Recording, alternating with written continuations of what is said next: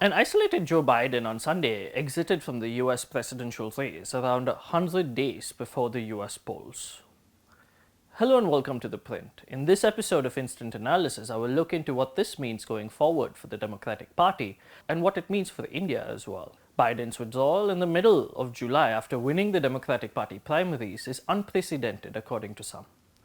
The Democratic National Convention, scheduled for 19th to 22nd August of this year, is no longer a coronation, but could become the event that finally settles the Democratic nominee for the race to the White House. However, in certain states, such as California and Washington, the deadline to submit the final candidate from the major parties falls within the week of the National Convention, according to media reports.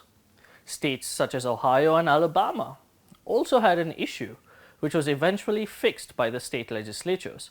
Otherwise, the unlikely situation of a Democratic candidate not on the ballot in these states could have become a real possibility. The Democratic Party had decided to hold a virtual roll call before the final convention as a workaround on these issues. But given the sudden withdrawal of Biden and his endorsement of his Vice President Kamala Harris, the party will need to decide how to go forward to minimize any legal challenges that could rise from a late submission of a Democratic nominee.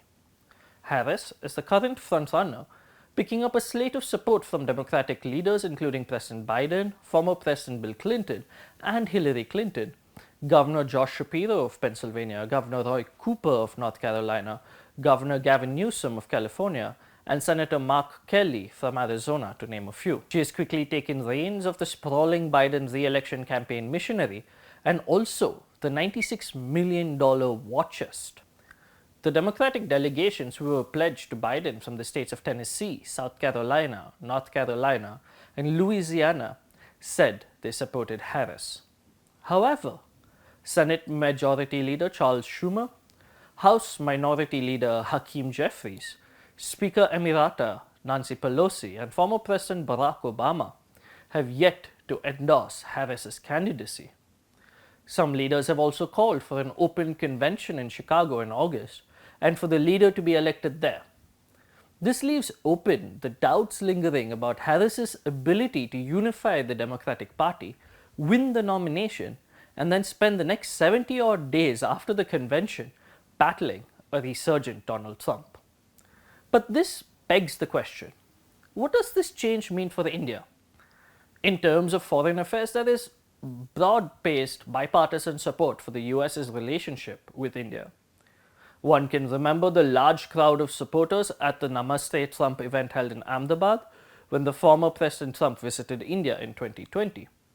Similarly, Indian Prime Minister Narendra Modi visited the US in his first official state visit to the country in June 2023, invited by the Democratic President Joe Biden.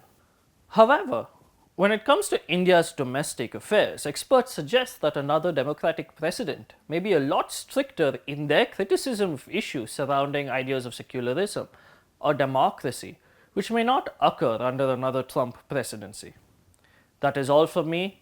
Thank you for tuning in to this episode of ThePrint's Instant Analysis. Do subscribe below for more such news and analysis.